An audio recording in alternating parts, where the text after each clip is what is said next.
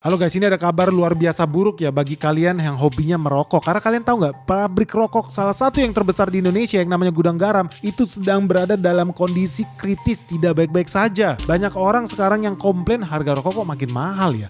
Dan teman-teman juga makin banyak yang bingung kenapa sih Gudang Garam yang omzetnya ratusan triliun setiap tahunnya, di tahun 2024 kemarin ternyata labanya itu bisa ambles loh.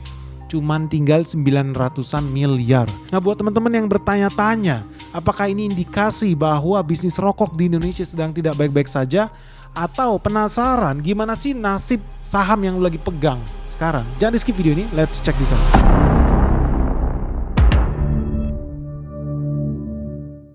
Jadi teman-teman tahu nggak, Gudang Garam itu terkenal sebagai salah satu produsen rokok nomor 1 di Indonesia, nomor wahid, rokoknya katanya enak, apalagi yang namanya GP Filter. Gua sih bukan perokok, tapi memang kabarnya banyak orang yang terbiasa merokok GP Filter itu shifting nih, pindah. Kok bisa? Kenapa? Dan ini ada hubungannya nggak sih dengan kondisi kesehatan keuangannya Gudang Garam itu sendiri? Karena teman-teman tahu laba bersihnya Gudang Garam itu turun lebih dari 80%. Di tahun 2023 mereka itu berhasil mencatat laba bersih lebih dari 5 triliun.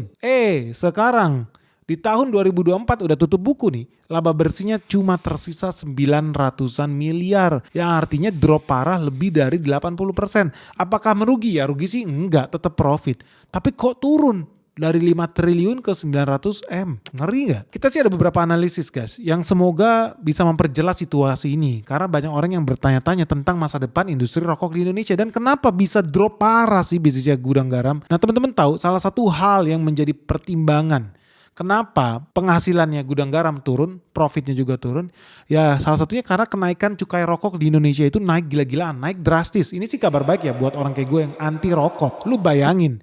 Cukai dari rokok itu ratusan triliun guys. Artinya banyak orang di Indonesia ini yang hobinya bakar kertas. Punya duitnya dibakar berubah jadi asap rokok. Memperkaya perusahaan-perusahaan rokok. Nah, negara tentu pengen ambil bagian dong di situ. Negara ciptakan namanya cukai. Cukai itu sudah naik 67% dalam 5 tahun terakhir. Artinya setiap tahun cukai rokok itu bisa naik sekitar 12% per tahunnya. Lalu bayangin ya, bisnis apa yang bisa tetap hidup kalau pajaknya itu bukan hanya flat loh, tapi naik terus.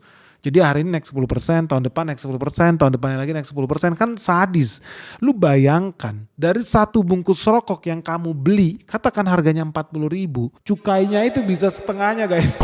Itu buat bayar cukainya. Makanya guys, kalau cukai naik terus udah pasti harganya makin mahal ya. Kalau harganya makin mahal, makin sedikit orang yang mau belanja. Makanya tidak heran kalau kita bandingkan ya, penjualan rokoknya Gudang Garam tahun lalu dibandingkan tahun sebelumnya, itu berkurang juga drastis. Di tahun 2024, ini baru tutup buku ya. Tahun 2024 total rokok yang dia jual itu 53 miliar batang rokok. Tetapi di tahun 2023 mereka itu bisa jual lebih dari 61 miliar batang rokok. Gila ya guys. Artinya drop lebih dari 8 miliar batang rokok. Kalau lu kali 1000 perak aja ya satu batang rokok, berarti 8 miliar batang itu ada 8 triliun loh. So this is a lot of money. Jangan lu kira bisnis kecil, ternyata besar sekali.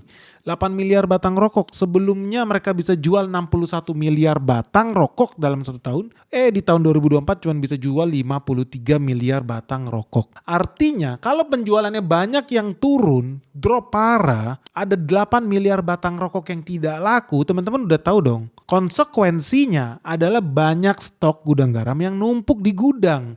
Nah kalau kejadian ini terjadi berulang-ulang dan setiap tahun akan terus makin turun, yang ada apa? Stok gudangnya Gudang Garam udah pasti berlebihan. Yang artinya mereka sekarang tidak akan sanggup dan tidak realistis juga untuk membeli lebih banyak tembakau seperti yang sudah-sudah. Makanya teman-teman tahu ya, dalam beberapa bulan terakhir itu gue dapat laporan di beberapa pusat produksi tembakau di Indonesia khususnya Jawa Tengah itu melaporkan bahwa banyak petani-petani tembakau gagal mendapatkan duit dari Gudang Garam.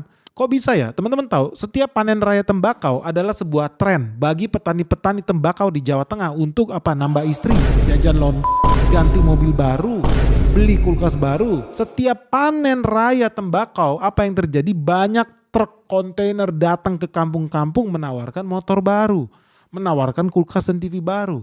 Sekarang enggak. Kenapa? Bahkan sekarang petaninya yang bukan lagi nunggu dijemput bolanya, tapi mereka yang harus pergi ke gudang-gudang buat bawain tembakaunya. Tetapi ternyata di sana ketika petani panen raya bawa tembakaunya ke gudang-gudang rokok ini, mereka ditolak guys. Alasannya apa? Ternyata seperti tadi kita bilang, logikanya berarti kalau 8 miliar batang rokok itu aja nggak bisa dijual, artinya stok tembakau di gudang-gudang ini penuh. So sangat logis sekali buat mereka untuk tidak lagi belanja untuk berhenti menyerap panen tembakau dari petani-petani, ya khususnya yang ada di Jawa Tengah, di Temanggung dan sekitarnya. Dan ini menciptakan kondisi yang mungkin kalau lu sebagai investor lu seneng. Oh, kabar baik dong, mereka tidak overstock. Kabar baik dong, mereka stop pembeliannya. Bagus nggak? Nggak juga. Teman-teman tahu nggak sih, Temanggung itu adalah wilayah yang merupakan sentra tembakau terbesar nih Jawa Tengah.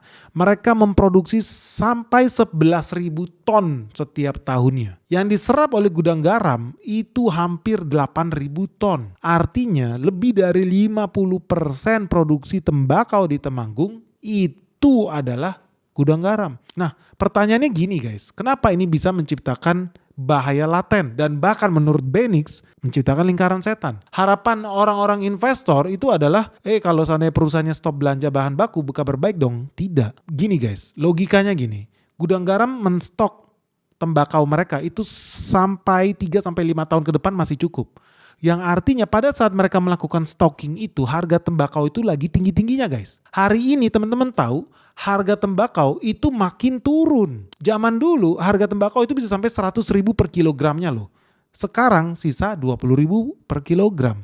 Artinya gudang garam udah terlanjur stok barang di harga mahal. Oke, terus teman-teman tahu mereka harus jual rokoknya di harga berapa? Dengan gudang garam melakukan penolakan, apa yang terjadi? Puluhan ribu ton tembakau itu mental dari gudang pabrik besar. Balik ke market.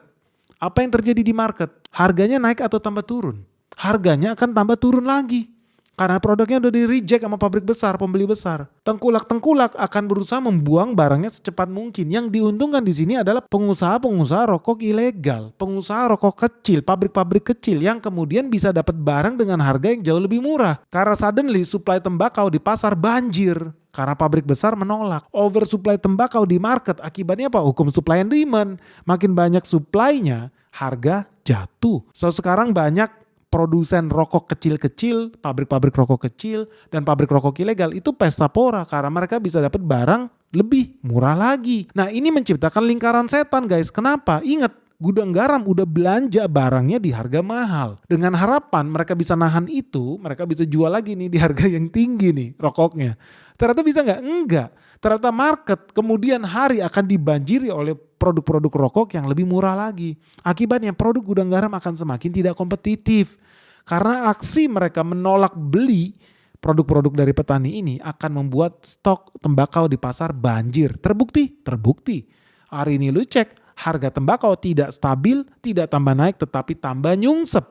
Makin banyak pabrik besar yang mereject produk tembakau petani, siaplah kawan-kawan harga tembakau akan makin anjlok.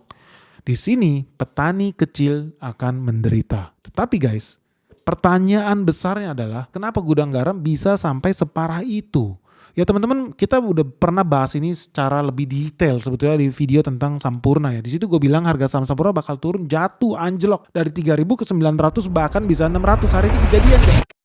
Kemarin gue bilang harganya bakal jatuh ke 900 perak dan ternyata terjatuh juga 900 perak. Itu sempat naik ke 1.000. Orang mancing lagi bikin berita apa segala macam. Hoax.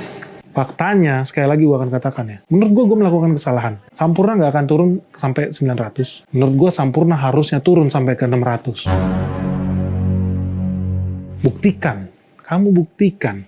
2025 sebentar lagi di depan mata. Hanya tinggal 24 bulan lagi. Video ini akan jadi catatan perjalanan investasi Benix dan kamu akan buktikan. Benix sudah berhasil meramal kejatuhan Sampurna dari 4.000 ke 900. Sekarang Benix mengatakan lagi, saham ini kemahalan, hanya orang tolol yang beli saham-saham seperti ini, dan dia akan jatuh lagi ke harga 600. Kita buktikan.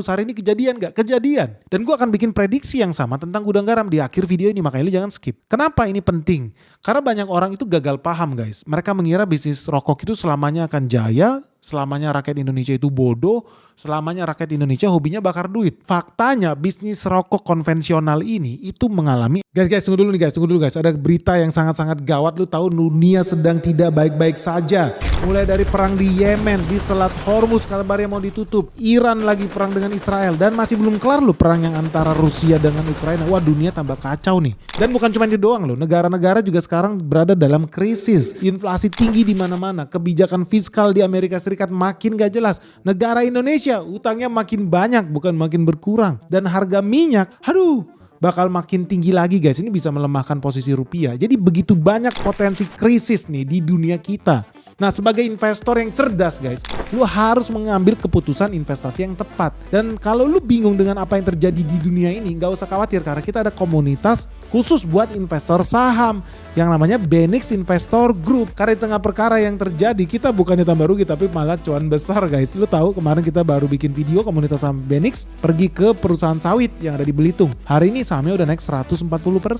Di awal tahun ini komunitas saham Benix Investor Group udah datang lagi ke pelabuhan. Di sana kita ketemu perusahaan emiten parkiran berhubungan dengan mobil listrik. Hari ini mungkin sahamnya udah di atas 50%.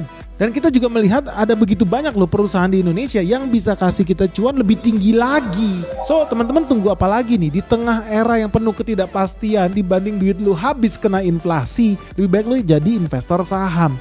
Dan kalau lu bingung dengan dunia saham, jangan kemana-mana, langsung aja daftar di komunitas saham Benix Investor Group. Karena kalau lu punya komunitas saham, lu punya temen diskusi.